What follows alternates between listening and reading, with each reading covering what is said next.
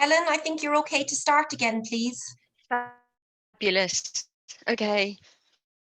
Hope everybody's well refreshed.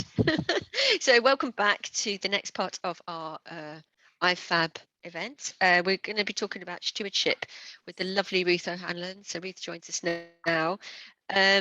Ruth is a philanthropy executive at the China Insight Foundation and has over 20 years of professional philanthropy experience in purpose and international development organizations. She spent over 5 years living in China and Central Asia and is a lifelong student of Mandarin Chinese, Uyghur and Russian. Ruth has led philanthropy external engagement teams in the education sector in Australia and the UK and is currently helping a London-based think tank lay the groundwork for international major gift fundraising. We're really excited Ruth's here as our session speaker talking about stewardship. Ruth, where are you now? Are you in the UK? Are you in China? Where are you based? Yes, I'm in the UK, 40 miles south of London in a beautiful town, spa town called Tunbridge Wells. Oh, lovely. Beautiful. So, okay, perfect. So Ruth, over to you. Thank you so much. I might just share my screen, if that's okay.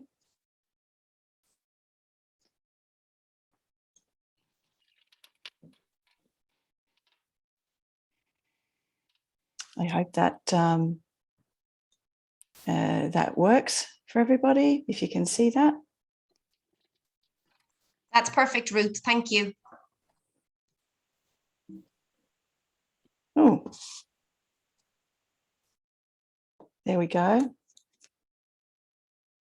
So thank you so much, Helen, for the opportunity to be with you today and to talk about stewardship. And to kickstart the discussion, I thought that I would cover over what is stewardship, what are the hallmarks of great stewardship. We're going to look at a framework for how you might want to steward your donors, particularly those ones who are based abroad. What's changed during the pandemic?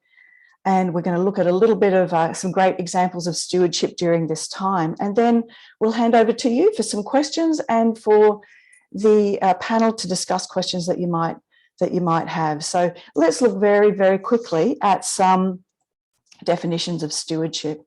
Here we go. The careful protection and responsible management of something entrusted to your care. I like this one actually because it talks about its gifts and those who give them. It's the process by which an institution cares for and protects its philanthropic support. So both the gifts and the ones who give them in a way that responds to the donor's expectations and respects the act of giving.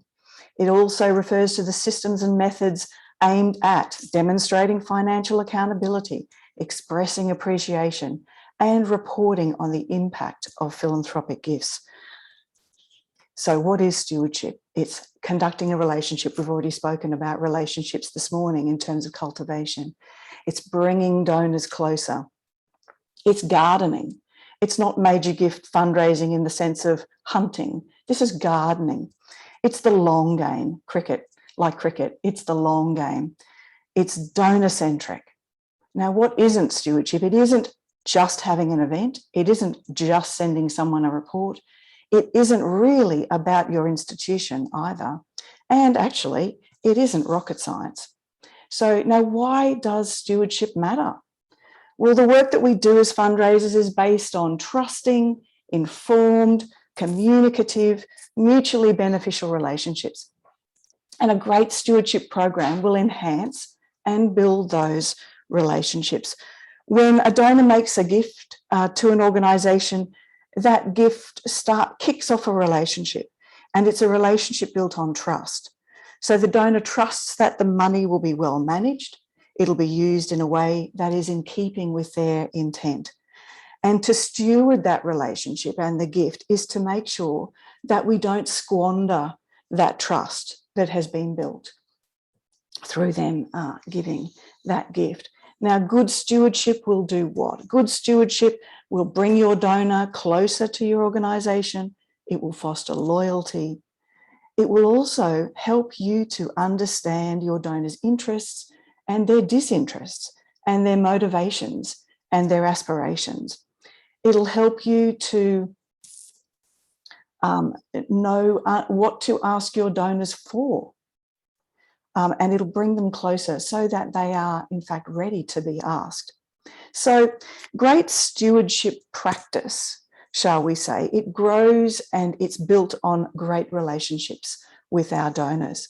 And so communicative, transparent, informed, caring relationships with our donors will grow our ability and our capacity to execute our mission on the planet, whatever that might be.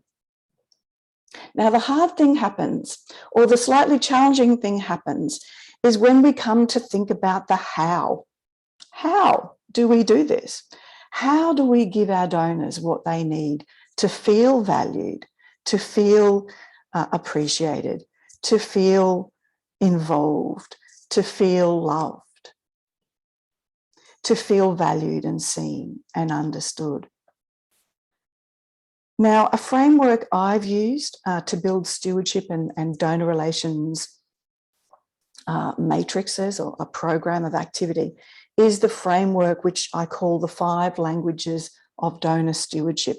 Now, this is based on some principles from a book called The 5 Languages of Love by Dr. Gary Chapman, who's a US psychologist and a counsellor. Now, the working principle of this is that human beings give and, importantly, receive love in certain ways.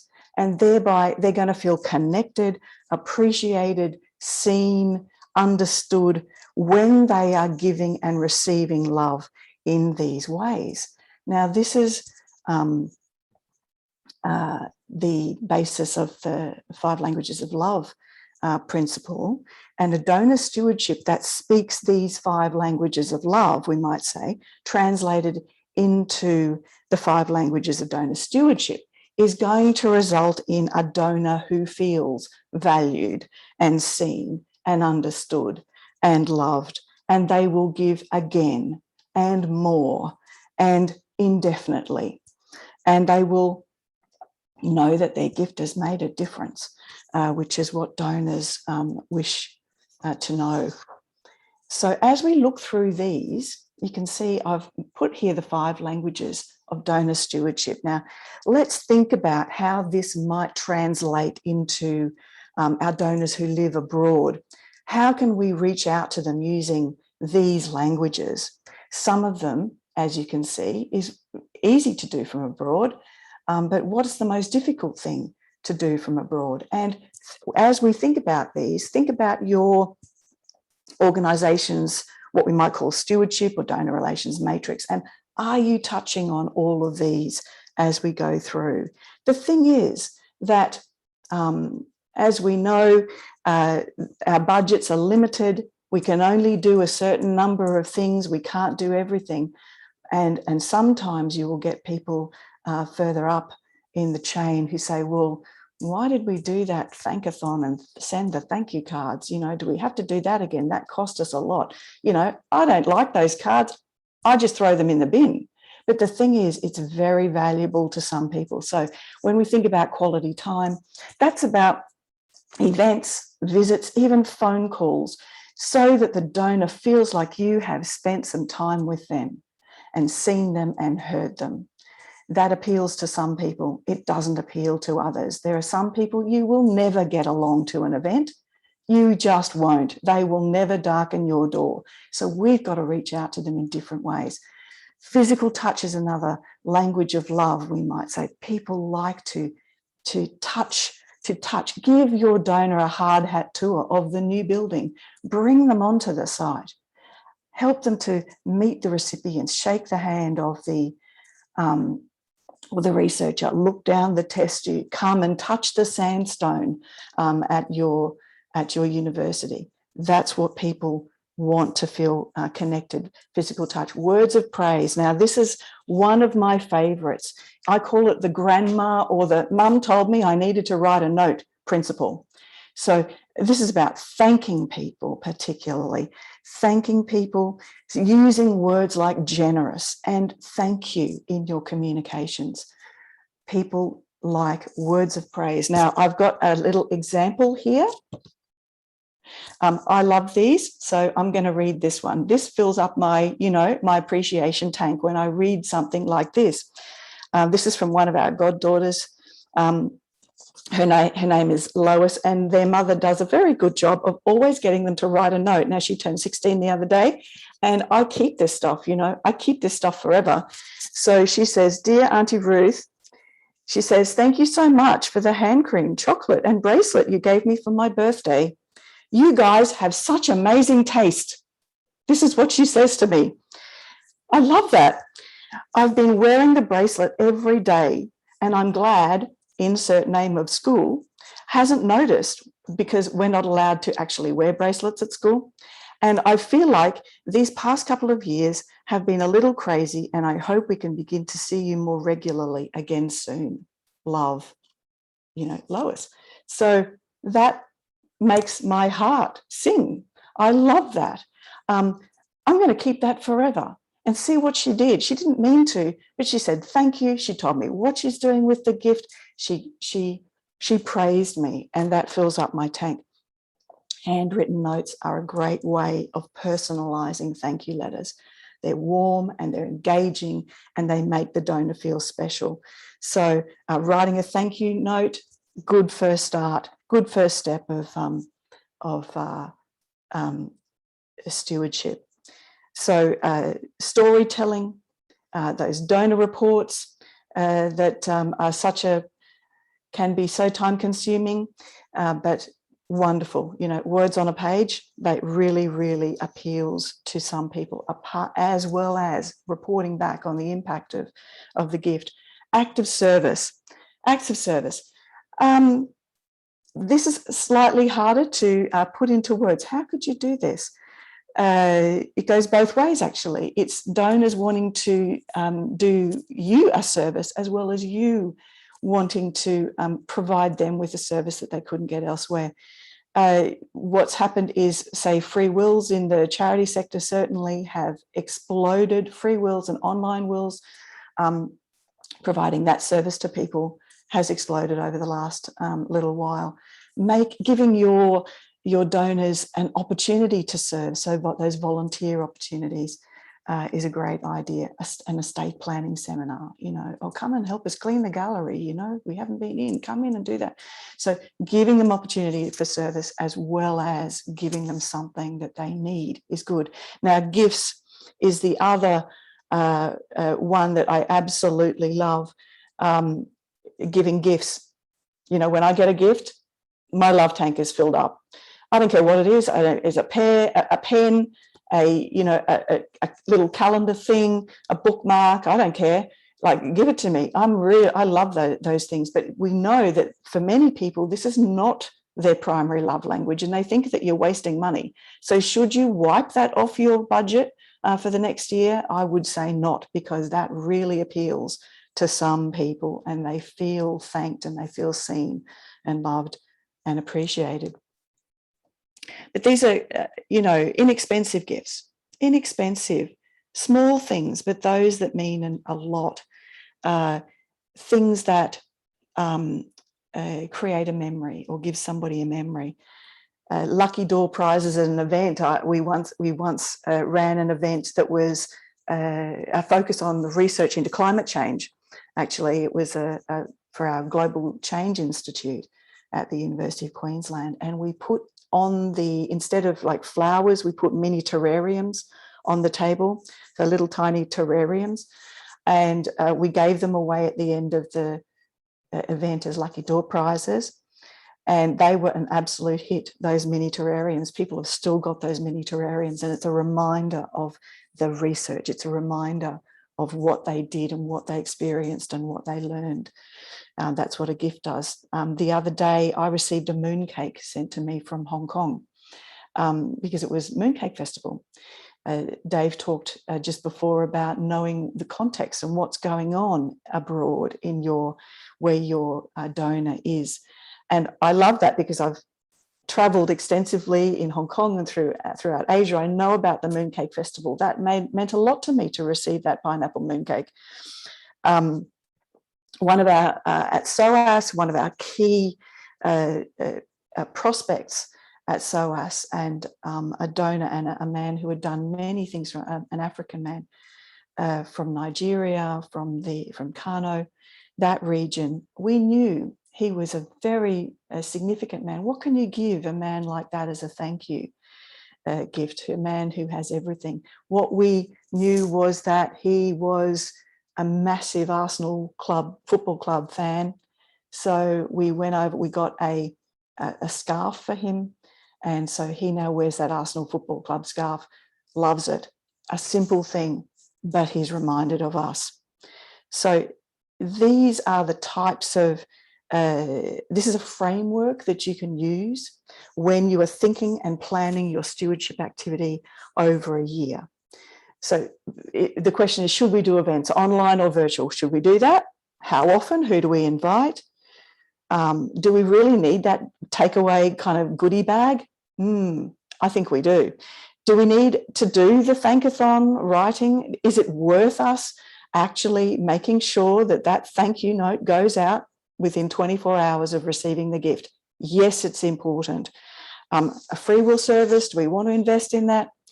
So not everyone will want everything, but if you're doing it all at the different levels of donors over the year, if you've covered all the languages, all the bases, then you will be doing a lot. Now, there's an awful lot we can do from abroad, and even more, I think, now with the huge increase in digital options.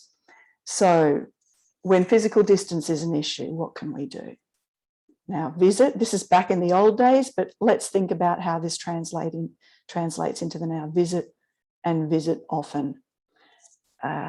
Donors who are based abroad,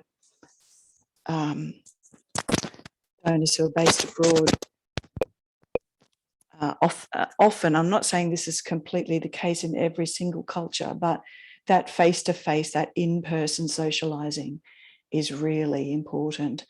And it's going often to those places, visiting often. You'll usually need to meet with somebody, I mean, in terms of cultivation, certainly 3-4 times before you will really be able to have that discussion. And following up with them is really important too. So visiting, checking in, Zoom calls. We might not be able to travel as much as we used to, but neither can anybody. So we've got to, do a quick hello Zoom, checking in, and we must, it's going to be difficult to negotiate this going forward, I think, but nothing will really replace the in-person frequent visit. But the organisations that have managed to pivot towards doing calls on Zoom and electronically have succeeded. I think this is also the next one. I think this has also been mentioned in terms of cultivation, but who are our people in the region? If you can't go, then who are our local alumni ambassadors or our local trustees or our local senior people who could do those check-in stewardship visits, not asking them to do an ask, but, then who is, say, travelling staff? Who are academics who are going to be travelling in the region? This is not a lone sport, is it? It is using other people or asking other people to share the load of that. Newsletters and reports, of course. This is where distance is really not an issue, because sending reports and newsletters on a mass scale and an individual scale has just become so much easier. Digital media makes that possible. Photos and videos. Now, again, the CEO of a major hospital foundation that I was speaking to the other day told me that she had developed the habit of getting her researchers to basically speak into the phone, 5-second message, hello, thank you so much. And she would then forward that video to the donor. So that's a live, real, in-person, personalized, and it doesn't take very long. It takes a little bit of organization and getting people to do stuff, but that's really been nice. Now, I've put here context and cultural nuance. as we heard in the last session. Think about where your donors are and what's going on, what's important to them at the moment. Is it Diwali? You know, that happened just last week. Is it Yom Kippur? Is it the Lunar New Year? Is it Ramadan? Is everyone not eating during Ramadan? Let's think about that when we travel and when we think about what we're going to send people. Is it appropriate to send a Chinese Lunar New Year card, for example? And also, in what places is it more or less important to give recognition by name and to honour to donors? And what does that look like in Hong Kong, for example? What are people concerned about in those places? That's what we have to think about. So now, what happened during the pandemic? What did we see in the pandemic, and what did we learn? I hope that the panel will talk about this a little bit further, because, you know, we're all in the same, we might not be in the same boat, but we've all been in the same storm, haven't we? So the pandemic has been and continues to be in many parts of the world a time when all donors, no matter where they were located in the world, were suddenly at a physical distance, and we couldn't bring them closer physically. And we had to turn our stewardship plans on their heads and get creative. And I noticed that something that happened right before the pandemic hit in the UK, a topic of discussion against some development directors about campaigns was, oh, do we really need to do an event? Do we really need to do these very, very expensive events and get people in the same building? Have we moved past that, was the question. Is it, others were talking about like gala dinner fatigue. Now there is really a split down the middle when it comes to these things. Some want to be back in the room with a crowd of people, and they want to be taking canapes off the same tray as 250 other people. They do want to be doing that. And some really don't. So some countries have vaccination passports. They have track and trace services still in place. I think it's going to be a while before we really know how to do those in-person events again and make them work for us. So what else has happened during the pandemic? Now, digital, I call this digital goes mainstream. Every part of fundraising has gone digital. Identification of donors, cultivation, solicitation, stewardship has gone digital, virtual, and from a distance. Our ability to connect personally and authentically took to the virtual spaces during this time. Digital communications took us right into people's backyards and bookcases and living rooms. So it has enabled a personalisation or an insight into people's lives that we didn't actually have before. And that is a good thing. Digital goes mainstream. How wonderful was it to be able to see and experience concerts, live streamed concerts? It wouldn't have been, the National Theatre started doing live streaming. I mean, how wonderful. And there are opportunities to steward and to cultivate. You know, there are many, many things that remain personal that we, you know, started to do from our living rooms. We tried to conduct relationships, though, without being present and without being able to hug and touch. What I said, what I put this one here, that's one of the many, many online will services that you can now use. Here's a fantastic one. Our memories, you know, are stored in cyberspace. Our memories are in the cloud. Look at this one. My dad died 3 years ago, but on Google Maps, he's still doing some gardening, which he loved. I love that. But this says, you know, how are we now being authentic and reaching out to people? What can we give people? But of course, the problem is, you know, that not everything can be done digitally, can it? Digital staring through a screen is two-dimensional at best. Like, this dog can't round up the sheep through a screen. And what is a two-dimensional relationship worth? We can use our eyes and ears, but how do people know if it's real? Humans like to touch and taste and smell and see and hear. We like to touch things. So I thought that was a great cartoon. Now, because humans are, and relationships are sensory and they're multidimensional and they're not rumour. I wonder if you have heard this saying from a tribe in Indonesia, and that is, knowledge is only rumour until it enters muscle and bone. Knowledge that something is real and trustworthy, like, did the charity receive my money and did they spend it on what they said they would? Right, that is only a rumour. It's an unverified account until you can perceive it to be true with your senses, your physical body. So I've heard that a rose has a heavenly aroma, but I won't know that until I smell it. So this is the types of things that we're dealing with when it comes to digital. Now, here's a quote from Seth Godin, who's a writer and a thinker in this space, from 2010. So when the digital ramps up, we start to actually rely on the familiar and the trusted and the personal. What this says to me is that as the digital world has come to dominate every aspect of our lives, including fundraising, so has the human desire to have real, trustworthy and lasting connections to people and place. So our jobs, I think, in the coming years will be to continue to find creative ways to bring donors closer, create and maintain authentic and life-giving connection, show the impact of gifts, and show them the love and appreciation for all they do for the planet, its peoples and creatures and endeavours.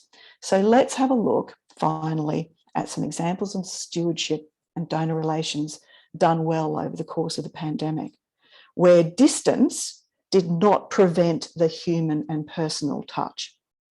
So I'm loving the University of Queensland at the moment, as you can tell. So because of you, this was an impact report that was sent out, and you got to do three things. You came to your email. Because of it, you could look at your 2020 endowment report. You could look at the 2020 recipient of your gift, and you could click there to receive a printed copy. Now, I not only received that one, but for example, I also got the paper report. Here it is. So donors got the electronic version, and they also got the paper one, which you can touch and feel, and you can see. Now, I got that in the UK. I don't know what that cost, but I'm glad I got it. Let's go down. Another, the Royal Academy of Music did a fantastic event for its Legacy Society. Last year, they sent out monogram biscuits in a tea bag and then had an event online so people could eat the biscuit and drink the cup of tea at the same time as each other, thereby creating a memory. It was a message of, we want to be with you, but we can't. We want to spend time with you, but we can't do that in person, but let's do it like this, and here's a lovely gift. The Jacaranda Society is the University of Queensland's Legacy Society. What they did was, we know you're all in lockdown, and what have you got? You're all in lockdown. You've got time on your hands. We're going to send you a jigsaw puzzle so that you've got something to do. So you got a gift, you got something to do while you're all in lockdown, and they had an online event as well at that time. We're thinking about you, is what that said.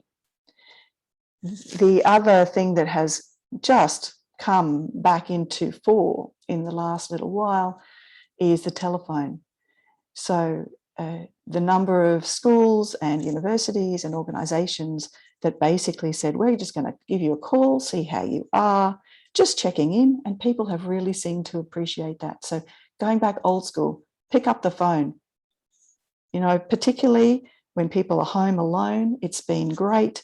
The older generations were slightly flummoxed by Zoom, didn't really know how to do that particularly well, but the phone works. the phone works. Pick up the phone. One university I used to work for said they arranged phone calls between donors, the scholarship recipients, and a trustee who was willing to give their time to just get on the phone and have a conference call with the donor. And one of the donors said it was the best and most meaningful conversations they'd had in 15 years of giving to the university.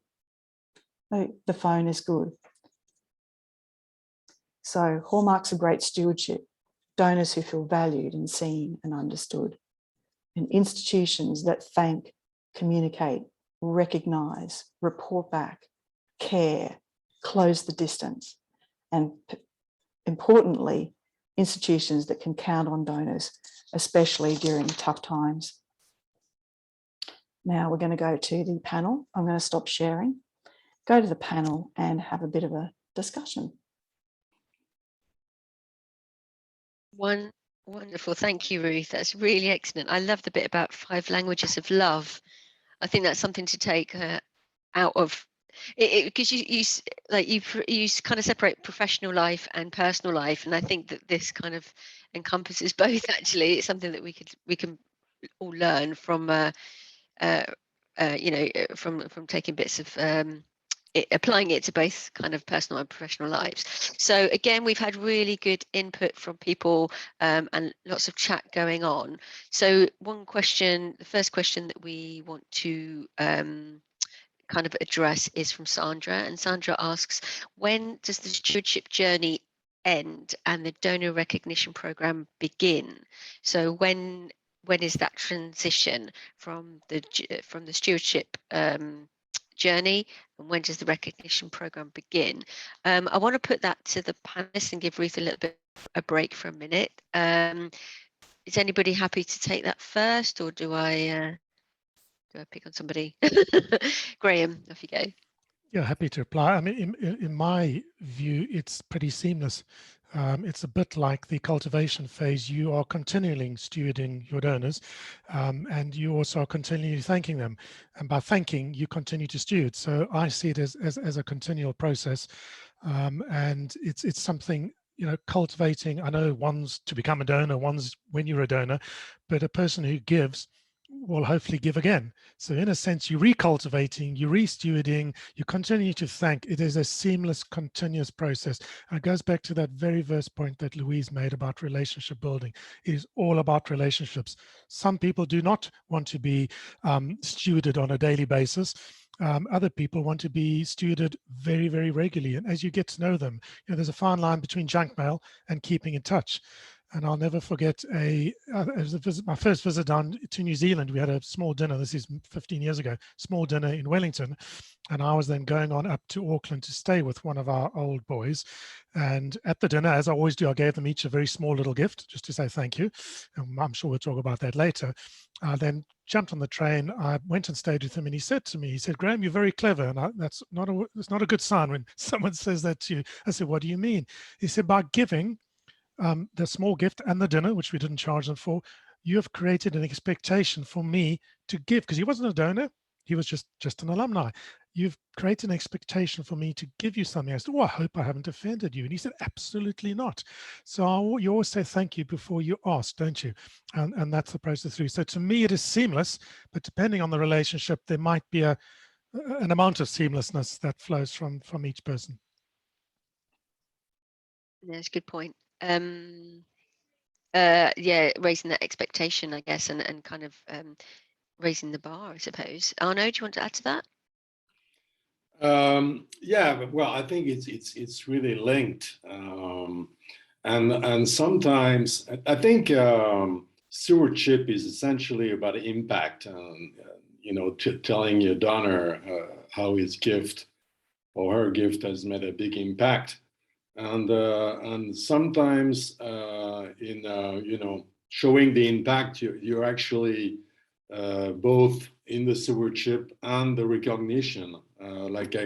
For some of my clients, like international NGOs, again, before COVID, we used to do like what we call field trips, where we would take donors or campaign committee members on site in countries in the developing world, like the last one was in Cambodia. And, you know, it was about showing them the impact of their gift. But it was also a way of, in a way, of saying thank you and you know, recognizing their gift. So I think it's very, very much linked. Yeah, definitely. And Leslie, can you expand on that? That it's seamless in the way that it's just a natural, you know, progression, and really is quite up to the individual. I don't think there's a blanket approach. I think you will know that instinctively when you're engaging with that donor, and it's really, you know, getting to know who your audience is, who your donors are, and what really makes them tick. And I think it's very different to people in various countries, but at the same time, it's all economy based as well. And what the challenges are in those countries at the time. And certainly the pandemic has shed a different light on those issues. But I think when you have a sound relationship, you'll know when that transmission takes place and when it moves from donor level to stewardship. Yeah, I guess because you've built that relationship, so you get to know the person. These are just people at the end of the day, aren't they? You know, and you get to know them and you get to understand how they think. So good valid points. And the next question actually is one for Olivia. And the question is from Sylvie, and she's asked, have you found that some donors are more inclined to embrace a decent proportion of digital in the stewardship journey? And if so, what would their typical profile or characteristics be? So I guess she's asking, are there certain donors that are more adapted to or open to digital stewardship than others? That's to Olivia. Yeah, I would link that immediately to the pandemic that we lived, because we had to shift to digital, and stewardship also had to move to digital. And I've been surprised to see actually how we can connect with major donors through digital. So I wouldn't say there's a clear profile currently. That would have been true in the past probably, but we all needed to adapt. So currently this is something we can all do. And the pandemic was a great opportunity actually to build a really trustful relationship, to show that we are responsible donors of responsible guardians of donors' assets, because you can then build trust, be transparent. You've mentioned Ruth, transparency. We had problems with projects in the field. We needed to reschedule everything. We couldn't implement many aspects of what programs we were discussing and negotiating with the donors. So this was the opportunity to actually say, hey, there's a pandemic, we have problems, and then update them regularly. And I've seen donors coming back and back and back asking, what's the update? Because they were worried of what was happening in the field. And they were totally open to have a calendar when you say, okay, it's going to be implemented in 1 or 2 years only. They were really worried of what's happening with your beneficiaries. So it's about being responsible of those donations, being accountable, and build trust. And this was actually an opportunity to do it through digital channels. So I hope. Yeah, I think it's setting that expectation as well, isn't it? And just keeping people informed, and just kind of being transparent as well. It goes back to that transparency that we talked about before. Ruth, do you have anything to add to that? Oh, you're on mute. I think that Olivia has said it very well. Before, it seemed to be just, you know, the young people who loved the digital, but now that's changed. We've moved, and I don't think we're going back. We're not going back. So, yeah. Yeah, I think I agree. Actually, it's moved on to, you know, it's the expectation. Everybody understands it is kind of loosest, but everybody has a knowledge about, you know, Zoom and WhatsApp and using the tech and understanding it. And I think it's setting that expectation, isn't it, for the donors, and and then I think it's quite it's kind of pushed a lot of organizations on to developing their stewardship to have that kind of, you know, online experience, was before it was really quite traditional in a lot of areas. That's right. And I think in all these things, you know, we can't be Luddites. We need to say it's a both and world. It's not an either or. The balance has just shifted. So we still need to do those paper things. We need to still do the things that we did before. And this is about know your donor, isn't it? What makes sense to them? What speaks to them?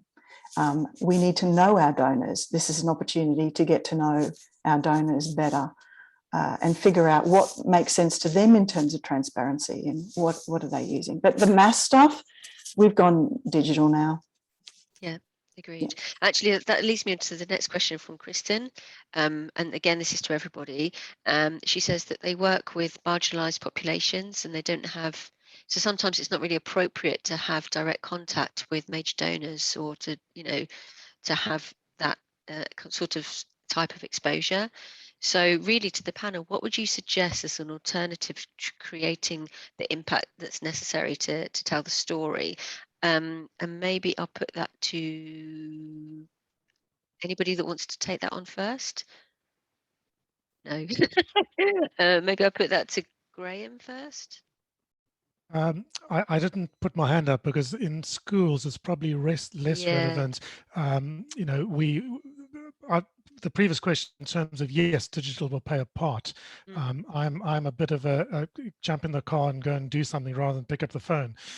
So I'm a bit of the opposite to Olivia, even though digital is forming more of a part, and we've had some fantastic Zoom events and my board meetings, of course, I get everyone joining, whereas in-person board events, I don't get everyone joining. So there are pros and cons both ways. My takeaway in the future is I will have at least one in-person board meeting a year, and I'll have at least one digital board meeting a year, and the other one, well, we'll see how it goes.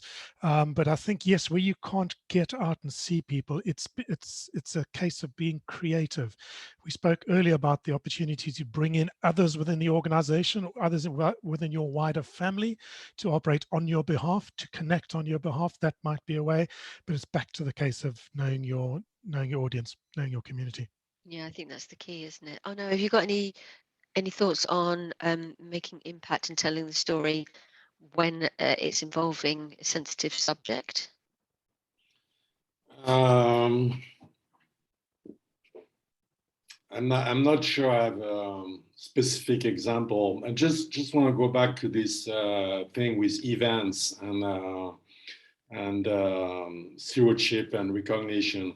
I have an example of an interesting example. I work for the Chateau de Versailles Castle, like probably everybody knows, and they have a beautiful little opera inside the castle. And the development director called me like 3 weeks ago, and he said, well, we have some kind of window of opportunity now in France because the COVID is not happening too much. You know, the virus is not too active. So I want to create this event in the Versailles Opera for our major donors. And we want to do it within 3 weeks because we don't know what's going to happen in 4 weeks with the virus. And he actually did it. And it's on Thursday, and I'm going the day after tomorrow. And it's a big success. Like most of the major donors in France will participate. Some will even travel from Germany and the UK to participate. Obviously, people will be wearing masks and you know, one seat in between each group and stuff. But yeah, you have sometimes also in this pandemic, you have to be quick and creative and innovative, and that's what they did, and they did well. Yeah, I think one of the upshots of this, you know, situation is that it's forced people's hands, a lot of organizations, to be, you know, creative and innovative and things that, you know, you might not have thought of before.